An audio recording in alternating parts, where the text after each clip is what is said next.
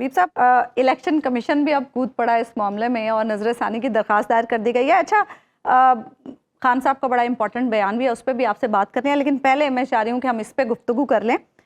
Election commission کی جو نظر ثانی درخواست ہے اس میں سپریم کورٹ کو یہ کہا جا رہا ہے کہ سپریم کورٹ نے انتخابی قوانین اور آرٹیکل 51 کا درست جائزہ نہیں لیا. اس کے لیے تو کوئی دلیل دینی پڑتی ہے نا. اصل بات یہ ہے کہ ہمارا جو الیکشن کمیشن ہے وہ خود اس پورے معاملے میں ایک فریق بن گیا ہے. الیکشن کمیشن, اس کے نام کے ساتھ جو کمیشن آتا ہے وہ کمیشن کھانے والا کمیشن نہیں ہے. یہ وہ کمیشن ہے کہ جس ایک ایسی باڈی جو سیمی یا کوازی جوڈیشل ہوتی ہے کہ جس میں کچھ عدالتی کام بھی یا عدالتی نوعیت کا کام بھی ہو سکتا ہے. تو الیکشن کمیشن خود ایک تو فریق بن گیا ہے. مجھے اس پہ کچھ حیرت ہے اور مجھے ایسے لگتا ہے کہ جیسے جیسے حبیب صاحب جب اس کی ہیئرنگ ہو رہی تھی مخصوص نشستوں کے معاملے کی تو ججز کی طرف سے بھی ایسے کچھ ریمارکس دیے گئے. بالکل, یہ الیکشن کمیشن جو ہے اس کو خود فریق کیسے تسلیم کر لیا گیا ہے. اگر کوئی فیصلے میں غلطی ہے تو وہ یہ ہے کہ الیکشن کمیشن کیسے فریق بن کے وہاں جا سکتا ہے. دیکھیے, اگر کل کو آپ ہائی کورٹس کو پھر کہیں کہ ہائی کورٹس خود اپنے فیصلے کی پیروی کیا کریں کیونکہ ان کے فیصلوں کے خلاف اپیل تو سپریم کورٹ میں جاتی ہے نا, تو پھر وہاں پہ ہائی کورٹ کھڑی ہو جائے جا کے خود کہ ہائی کورٹ کا ایک علیحدہ سے وکیل ہو کہ جناب نہیں, ہم نے جو فیصلہ کیا ہے اس کی بنیادیں یہ ہیں. دیکھیے, یہ جو الیکشن کمیشن کے خلاف معاملہ جب اپیل میں جاتا ہے تو الیکشن کمیشن کیوں فریق ہے, اس کے بارے میں بالکل مجھے سمجھ نہیں آ رہی کہ وہ دستور ہے, روایت ہے, آپ یہ کہنا پریسیڈنس چاہ رہے ہیں کہ الیکشن کمیشن نظر ثانی درخواست بھی نہیں کر سکتا؟ نہیں, الیکشن کمیشن فریق بھی نہیں ہو سکتا. اچھا, لیکن ہم نے دیکھا ہے کہ سپریم کورٹ میں بھی ہائی کورٹ میں بھی اس کو فریق کی حیثیت ملی ہے. اگر یہ آئینی ادارہ ہے تو فریق نہیں ہو سکتا. ٹھیک ہے نا.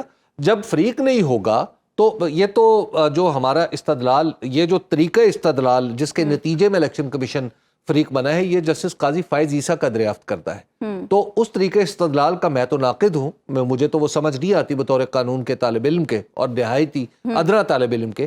تو لیکن بہرحال جسٹس قاضی صاحب کو نظر آتی ہے تو لہٰذا وہ چلا سکتے ہیں. تو اب وہ چلا گیا ہے الیکشن کمیشن وہاں پہ لے کے کہ جناب نہیں, ہم نے فیصلہ درست پڑا تھا. آپ ہوتے کون ہیں یہ بتانے والے؟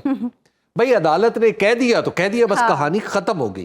اب آپ دیکھ رہے ہیں کہ پاکستان کے اندر ایک نیا سلسلہ شروع ہو گیا. وہ کہہ رہے ہیں کہ جس جماعت کے پاس نشان نہ ہو وہ الیکشن کے لیے بھی اہل نہیں رہتی. اب آپ دیکھ لیں, یہ الیکشن کمیشن نے اپنی ایڈجوڈیکیشن کر لی ہے نا. یہ سپریم کورٹ سے بھی 4 ہاتھ آگے چلا گیا ہے. یعنی اب اس پہ مجھے ایسے لگتا ہے کہ یہ اس کی جو نظر ثانی کی درخواست ہے, اول تو اس کو فریق نہیں ہونا چاہیے تھا, اور دوسری بات یہ کہ نظر ثانی کی درخواست اس کی اٹھا کے واپس الیکشن کمیشن بھیج دینی چاہیے. خارج کر اس کی وجہ یہ کہ الیکشن کمیشن نے ہی تو فیصلہ کیا ہے اور خود اس کا دعویٰ ہے کہ ہم نے قانون کے مطابق کیا ہے. تو آپ فریق کیسے بن رہے ہیں؟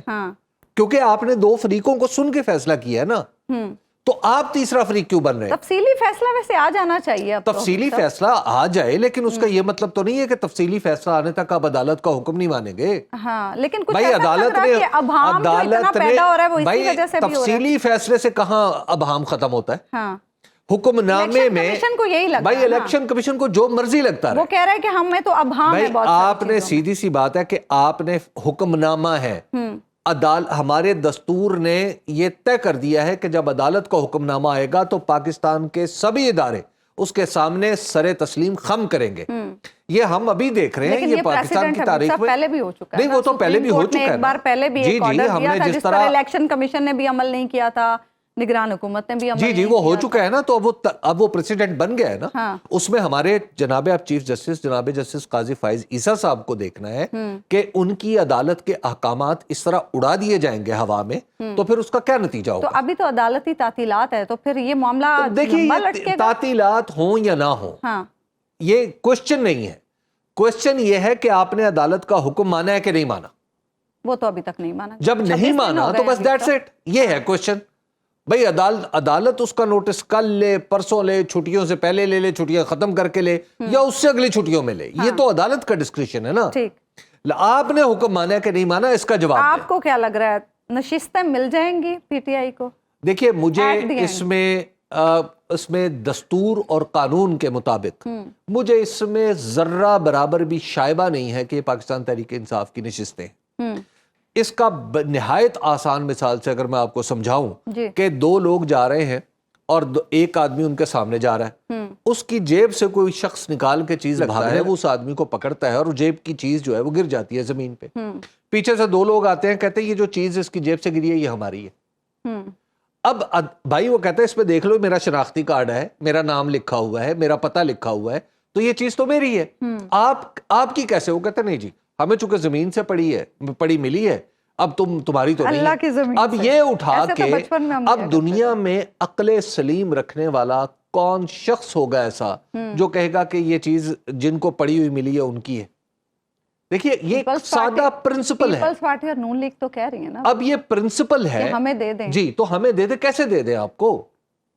اب مسئلہ یہ ہے کہ جب عدالت نے ایک فیصلہ کر دیا اور آپ عدالت کے فیصلے کو کہہ رہے غیر دستوری ہے, یہ بذات خود غیر دستوری حرکت ہے. اچھا اب آپ جو ابھی چند دن پہلے جو آرٹیکل 6 کی بات چل رہی تھی, یہ آرٹیکل 6 اس قسم کی حرکتوں کے لیے بھی ہوتا ہے. ان سے ڈرانے کے لیے بھی ہوتا ہے. ان سے کہ بھائی آپ اپنے محتاط رہیں. آپ کیا رہے ہیں کہ عدالت کے فیصلے کو ہم نہیں مانتے, عدالت کا فیصلہ غیر دستوری ہے. بھائی سبحان اللہ.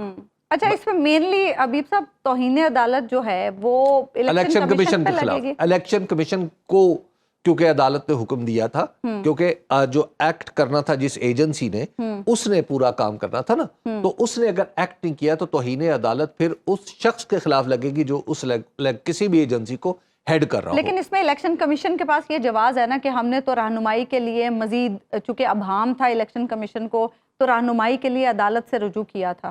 اگر پھر رہنمائی کے لیے رجوع کیا تھا اور آپ کو فیصلہ سمجھ نہیں آ رہا تھا, تو جسٹس قاضی فائز عیسیٰ نے جس فیصلے کی تائید کی تھی وہ فیصلہ آپ کو کیسے سمجھ آ گیا؟ اچھا وہ 39 یا 39 لوگوں کو آپ نے کیسے پھر پی ٹی اے کا قرار دے دیا؟ اچھا یہ ان کو کیسے آپ نے قرار دے دیا؟ یہ پوائنٹ پھنسنے والا ہے جی. تو لہٰذا اس کا مطلب ہے آپ کو سمجھ کچھ تو آ رہا تھا, آپ کو فیصلہ اکثر یعنی عدالت کا فیصلہ سمجھ نہیں آ رہا تھا, آپ کو جو ڈسینٹنگ نوٹ ہے وہ سمجھ آ رہے تھے. تو اب یہ آپ کو بتانا پڑے گا نا عدالت میں جا کے, اور اس میں ظاہر ہے عدالت میں جا کے جب بتائیں گے تو اس وقت کہانی کھلے گی, اس وقت پتا چلے گا کہ کون کیا چاہتا ہے, کس کو کیا کرنا ہے. لیکن مجھے لگتا ہے کہ میں نے سنا تھا اڑتی اڑتی کچھ خبریں چل رہی تھی, وہ اس سے ریلیٹڈ نہیں ہیں, کہ کچھ ہمارے جو صاحبان ہیں انہیں کینیڈا میں ان کی خواہش ہے کہ انہیں وہاں پہ سفارتکاری مل جائے, تو مجھے لگتا ہے کہ اب وہ بھی کٹائی میں پڑ جائے گی. کچھ نہیں, ویسے ہی میں نے بائی دا وے ایک بات ذہن میں آئی. اچھا ابھی صاحب آپ کو یہ بھی ذرا مجھے بتا دیں کہ کیا لگ رہا ہے کہ تحریک انصاف کے لیے اب مزید مشکلات ہونے والی ہیں؟ خان صاحب کے کچھ بیانات بھی ایسے آ رہے ہیں. ایک تو یہ ہے کہ تحریک انصاف پہ مزید مشکلات جو ہیں وہ کیا ہو سکتی ہے اب, یعنی ہر قسم کی مشکلات تو اس پہ ٹوٹ چکی ہیں. ابھی تک مذاکرات کی جو آفر تھی اس کا کوئی جواب نہیں آیا. اب تک صرف ایک چیز نہیں, تحریک انصاف کو اسکائی لیب نہیں گرا ان کے اوپر. اچھا اس کے علاوہ سارا کام ہو چکا ہے. یعنی اب آپ کیا چاہتے ہیں کہ کوئی ایسا زلزلہ آئے جس میں پی ٹی آئی دھنس جائے, یا بارش کوئی ایسی آئے کہ جس میں پی ٹی آئی تباہ و برباد ہو جائے؟ کیا چاہتے ہیں؟ مطلب اس سے زیادہ اور کیا ہوگا بیچاری کے ساتھ؟